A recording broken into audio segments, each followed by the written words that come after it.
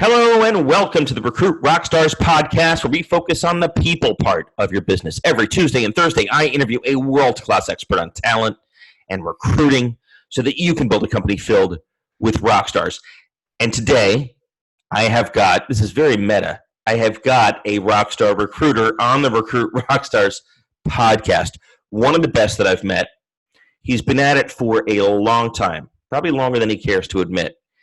And he teaches, he's this good, he teaches other recruiters how to recruit. So he's not just doing this as a practitioner, and he's amazing at it, and he's got a specialty, which we're going to talk about, but he also teaches other recruiters, which means you got to be pretty damn good, and David Patterson is that good. Let me tell you briefly about David. So he's been in and around recruiting for, 20 years or more.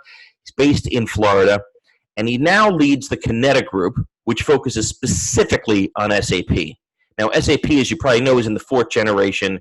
There is a huge, huge shortage of supply of SAP developers. And even if you're not looking for SAP folks, continue to listen to this episode, because we're going to talk about everything we talk about is going to be relevant to software developers in general. And I'm sure you are looking for great developers. So with all that, welcome to the show, David. How are you?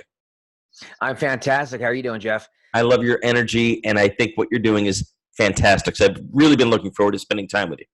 Well, Jeff, I really appreciate the great introduction. And you're right, this is meta. I've got a Rockstar recruiter interviewing a Rockstar recruiter who teaches other Rockstar recruiters.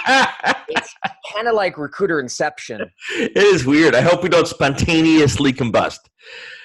So let's start at the beginning, the 50,000 foot view. How did you discover your passion for talent and people? Obviously, it comes from a very sincere place. I've known you long enough to know that it's not about the money. You actually love people and love doing this. Where did that come from?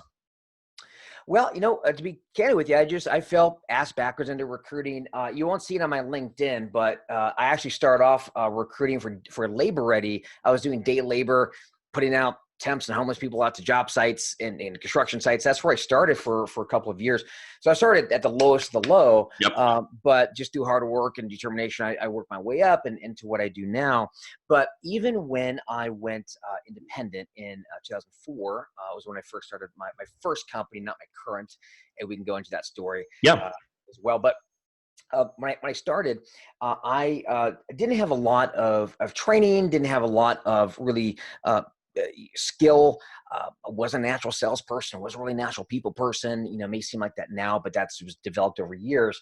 But I guess you can say I had a bit of an emotional rock bottom. I got sick and tired of, if I want to place another developer in a VMS system, being one of 6 recruiters, working like a body shop, I was about to quit the business. Yeah. And so I really had to do a lot of soul searching, and I realized when I started really thinking about what this business is, about how, and also following you helped, because it really helped that transformation to me. When I started thinking about the tools that leaders are not given to advance their careers, to be the leaders that they want. Yep. I always say, you go to any airport bookstore in the world, and there are rows of business books on leadership and mentorship and sales and marketing, but how many books do you find on recruiting? Not many. Yeah. That's the number one determinant of success or failure as a leader, is the ability to field a team. Yeah. And they don't teach it at school. And so we as business leaders, we kind of, we're expected to just know this stuff. We're learn it as we go, and we make a shitload of mistakes. It is. And one thing I really didn't like about the recruitment business was that we were just flipping bodies. Because really, for most recruiters that are in the business, and we're typically a recruiter will fill 10 to 15% of the jobs up on the board. So from the recruiter's perspective, from a recruiter, we'll say, hey, we can fill it faster, better, yada, yada, yada. But from a recruiter's inside the company, the client's really nothing but a KPI.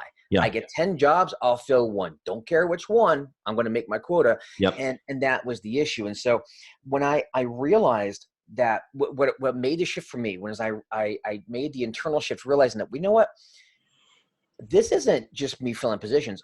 I could be selling transformation to the people I work with. Yeah.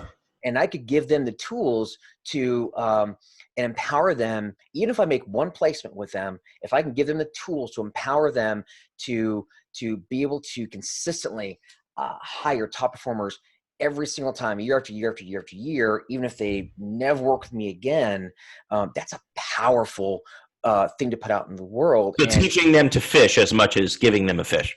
it is. Yeah. What it really made the shift for me was realizing as a recruiter, when you're a recruiter trying to sell your services and you're negotiating fees and you start 25, 30%, Yep. and the client whittles you down and you work contingency, you really don't believe in your service. You at some point you get jaded. Yeah, it's a commodity. It's commodity. When I started realizing the value in what I do, and being different and giving them the tools to succeed, it became almost religious, because it became a sense of, this is my moral obligation. Yeah. To I got to get you to see the light, and this is, and what happens when you have that conviction, that moral obligation, and there's a reason why Christianity spread in the midst of so much persecution, because you had prophets that literally that they believed in it so much. Yeah, evangelist. Evangelist. And so so whether you're religious or not, but having that moral conviction in what you do and the value you provide, that I think is what's really been driving me lately. And it's what I'm trying to change in the industry, is getting recruiters to really rethink how they're approaching their clients, what they're doing for them, and to realize that it is their moral obligation to give their gift to the world, and not only the world, but the leaders that they serve. Right? And unfortunately, many of the leaders they serve don't, and we were talking about this in the pre-interview, they don't get it, right? They don't understand that recruiting the right team is their number one task. And if you do that, the rest largely takes care of itself, right? But instead, they're so busy spending time on babysitting and micromanaging and putting people on performance plans, they never are able to get above it and focus on recruiting.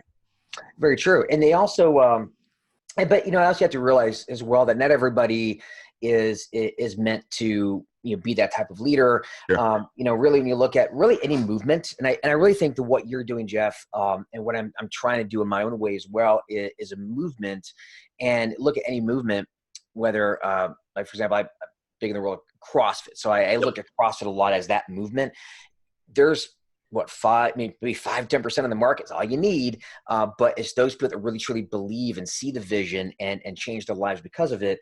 That's the movement that you're trying to build. And so when you look at the leaders, so for example, SAP leaders, if I can get 5 or 10% of VPs and directors to realize that they literally have the keys to the kingdom, or I can give them the keys to the kingdom, so they can really be the leaders that they always wanted to be, so they don't have to look in the mirror and think, man, I'm not where I thought I would be.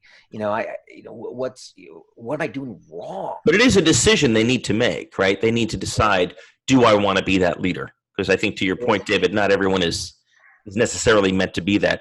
Well, let's talk about SAP. Your focus is, when you're not teaching other recruiters, your focus is recruiting SAP folks. Mm-hmm. Why SAP?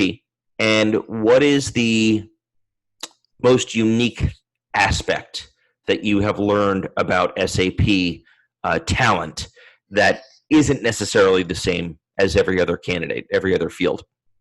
Well, I will tell you, when I first got into SAP, I quite literally had a buddy that did some SAP consulting, this back in 2004, and that's how I heard about it. I didn't have any experience in it. You kind of fell into it.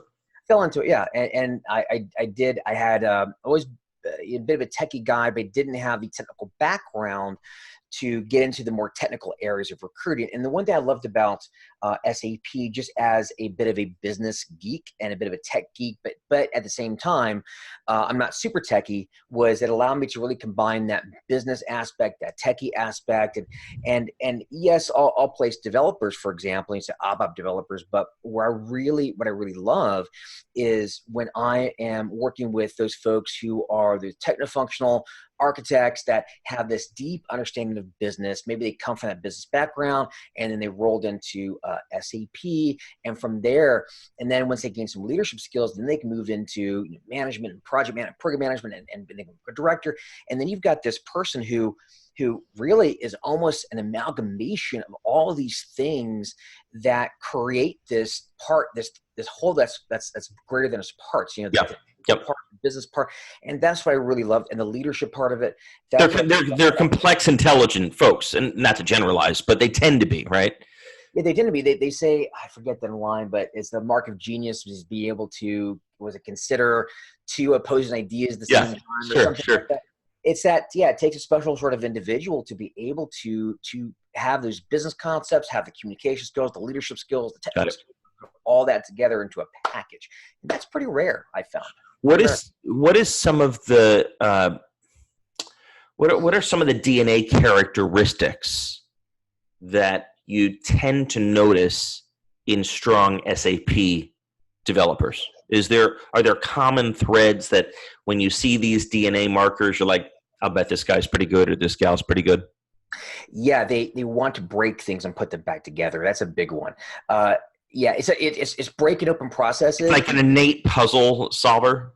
Yeah, they're puzzle solvers, and they tend to geek out on that. That's what I tend to like a lot about the folks who do really well is they have a innate ability and desire to break open processes and not just implement best practices, but try to really dig in and figure out, okay, what are the core core characteristics of like a business process or department or what are some of the needs that maybe aren't being realized. Right. How can I break things a bit and make them better? And I think that there's a lot of SAP people who have great technical skills, or business skills, but they don't have that innate ability to be a puzzle breaker and a puzzle solver. And that's I think is the biggest thing I look for sure. Many of them, many SAP folks work in large organizations. Right. By definition, SAP users and customers tend to be large companies. Is there a characteristic of SAP folks that is just the ability to function successfully within a big company? Maybe it's patience, maybe it's political savvy, maybe it's the ability to collaborate with a large group of people. I know I could never be successful in a large company. I've tried and failed multiple times. Yeah, likewise. I'm just not a big company guy. Yeah. And I'm wondering, do SAP folks need to be successful? Yeah, they do, because they have to navigate in a lot of different areas. I mean, they're at really the nexus point between business and technology and leadership. And oftentimes you have executives that really don't understand what they're trying to do. You've got technical people that are speaking their techno babble. Sure. You've got business folks that don't want to change or feel like these SAP folks are invading on their turf. And it is a weird mix of skills that they have to have. But it almost sounds like an interpreter, right? They need to be able to speak business and tech and fluidly go back and forth between the two and interpret. Yes, exactly. And on top of that, as well as sell this stuff, because you have to sell a lot of what you do. You have to sell these concepts and these ideas to executives, and so executives oftentimes they get sold on the big promise, right? They get sold on the big promise, and one of the things that I found, even when I'm selling my own high level solution, which is not just recruitment, I've got to sell the executive on the big promise, but then there's a roadmap you have to figure out. And I'm not talking the typical SAP roadmap you think in terms of implementation, but I think in terms of figuring out how to give that executive the comfort level and trust, or get them to trust that what you have can work and can be valuable. And oftentimes you're dealing with executives that also have a lot of pride. Mm-hmm. And you have to also navigate that, because no one likes, there's a saying I love and I teach this to the recruiters I work with. People do anything for you if you do these 5 things. If you encourage their dreams, justify their failures, what is it? One of them is supporting, aligning against their enemies. Yes. Align their fears. Yeah. Throwing rocks against their enemies. That's one. And there's a 5th one. Yeah. But I guess that the one I want to focus on though is justifying their failures. Yeah. and what I've found, oftentimes they have executives who've got a lot of pride in their business and what they do, and they know they need to change, but they're kind of resistant to it. And somebody who's really good in this SAP space is really good at navigating that and not pointing the finger, but being able to let them know that they just haven't been given the tools, and then they're here to make them look good, to make them to give them. It's almost a servant mentality. It's very much a servant mentality. And not every developer has that, obviously. Not every developer has it, and the ability to push back, because you have to be a servant, but you also have to be able to push back against bad ideas and against bad practices. And so it's really a very delicate balance they have to draw. So let's get to the topic people that are listening really want to know about, which is probably equally applicable to all developers and software folks, not just SAP. We're at a record low unemployment rate. We're at a record tightness, if you will, of developers. How do you as a great recruiter, engage developers and SAP folks to even consider an opportunity? Is it money? Is it challenge? Literally, how do you get them on the phone when they are besieged by opportunities? I keep hearing these stories that developers are actually pulling off and removing their LinkedIn profile because they're so tired of getting calls by headhunters every day. How have you been able? You've clearly broken through. How have you done it? So there's a few different areas to look at here, but I would say, and by the way, if you go to LinkedIn, I've not done this in a while, but if you go to LinkedIn and you put in quotes, "do not contact," you'll find probably a good 10 or 20,000 profiles that will say recruiters do not contact. Yeah, I do not want to hear from you, which I've never really understood why you wouldn't want to hear about an opportunity, but it is what it is. It is what it is. And to that note, sometimes when no matter how good your presentation is, how good your pitch is, oftentimes these candidates will sometimes hear because there's so many recruiters and there's so many tools nowadays to automate LinkedIn messages, to automate voicemail messages, etc. Yep. And so what happens is that they're so inundated. So oftentimes, no matter how good your pitch is, they quite literally delete because they don't have time and they're trying to get their work done. So what I found is that it's not the easy game. It's a bit of a long game. But what I found that works really well is obviously you've got to try to engage the passive candidate market, but to do so, you've got to build a bit of a brand. And so there's a reason why when what I've done is built up a lot of equity over the years and said, hey, if you get a call from the SAP Recruiter, which I've branded that now, because I want to make sure that when they hear from me, they at least don't delete my message. They don't my message, at least take the call or consider taking the call. At least take the call, because I want them to think, hey, if David Patterson puts his name on it, then at least it's worth a listen. And that takes a bit of sweat equity for a recruiter to do that, but also for the employer. When you have, there's a concept I like to call poisoning the well. And what I found oftentimes with companies, what they'll do is they'll take a job, and this could be a developer job, an architect job, whatever it is, and they will put it out to a bunch of contingency recruiters, and there's no real consistent message. They're all going out and doing their thing, right? And then they attack the market, and then what happens is you tend to get, when your candidate hears about the same job with 5 different pitches, it sounds weird, or recruiters don't call them back. Companies don't call them back. It's a bad experience overall. And what happens is you're poisoning the well. You have a finite number of candidates in the market. Yep. And what about when they need somebody a year from now, 2 years from now, 3 years from now? So what I found is that what a company can do, even just without a recruiter, is if you can literally map the market, think strategically. There are, say, 250 people in the Philadelphia market that fit this type of profile that we tend to hire quite often.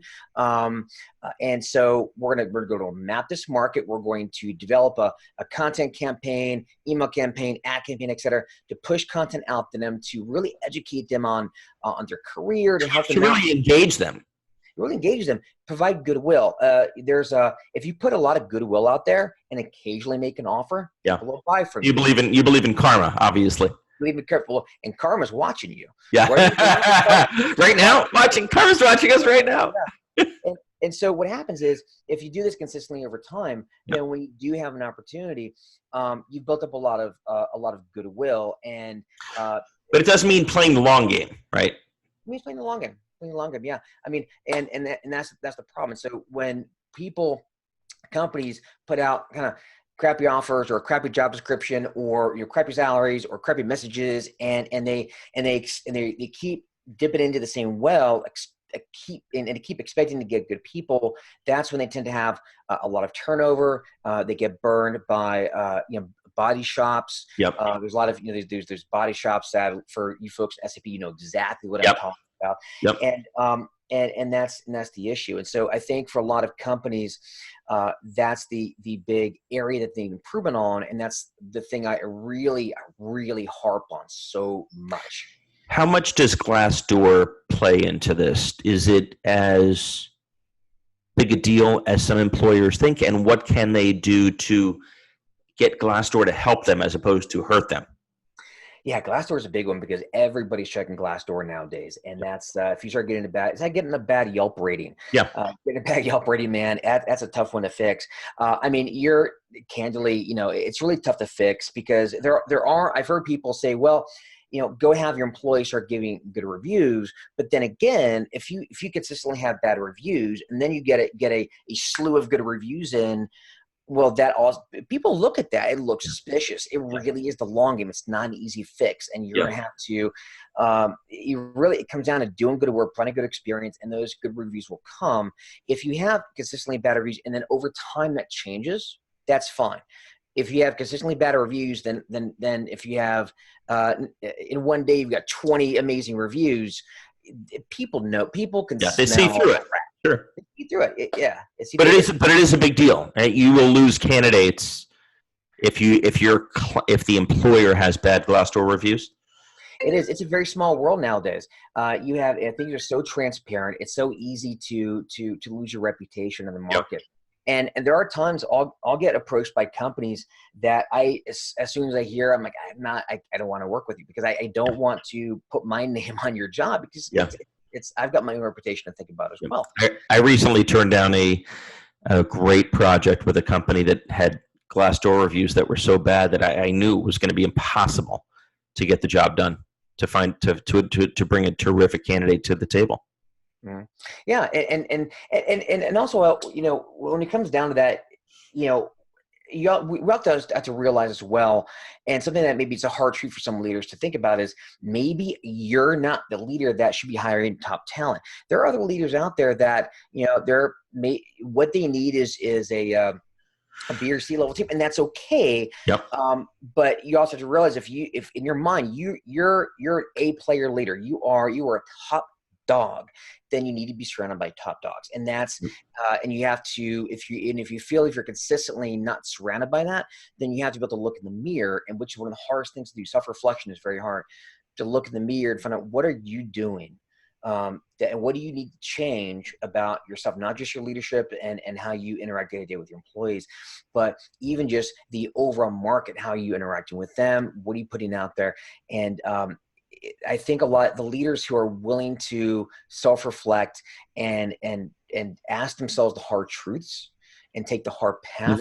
Mm-hmm. I think, and here's a concept. Not to go on a fun tangent, but I'm very passionate about this. I always say that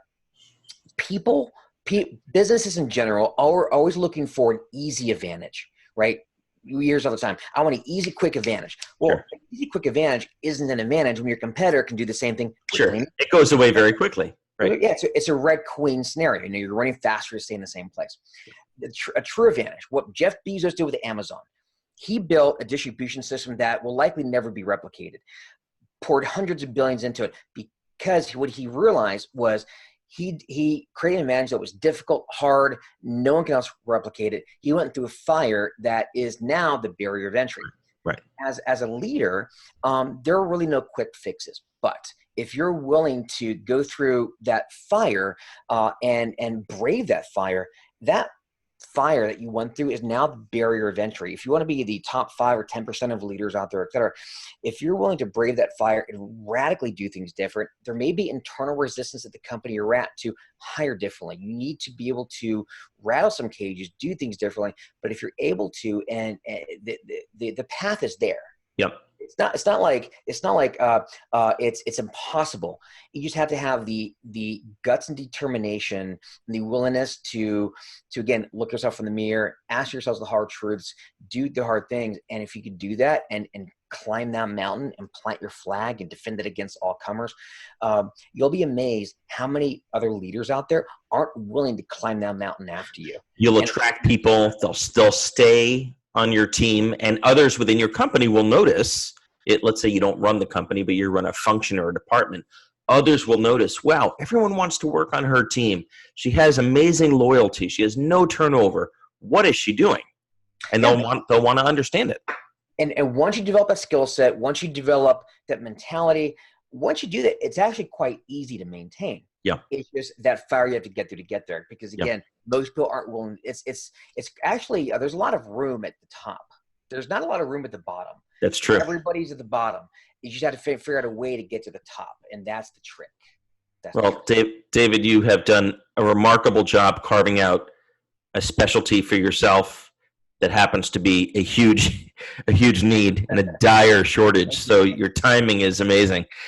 How can people learn more about Kineta, about the work that you do, and get in touch? Well, I would say they can go to my website, which is theSAPRecruiter.com. So super easy to remember. Can't forget that. You can't forget that. You can go to, I branded that, and I've really doubled down on that as a brand, even more so than Kineta. But you can find me there. You can find me on LinkedIn, David Stephen Patterson. .com. And of course, if the occasional recruiter that actually listens to this as well, you can also find me on our Facebook group, the Headhunter and Executive Recruiter Community, which I run. You can find the hashtag the Herc. Lots of foul language and foul mouth recruiters in there. I love it. It's a fantastic fucking A. group. I love it. Yeah. Great. Well, David, congratulations. I wanted to talk with you for so long, and it's so nice to have you on the show. And you're always welcome back. Well, Dave, likewise, Jeff. I'll be sure to mic podcast here very soon, and you're going to be one of my first guests, 100%. So I can't wait. I would be honored. Thanks again for making the time. Thank you so much, Jeff. All right. Take care.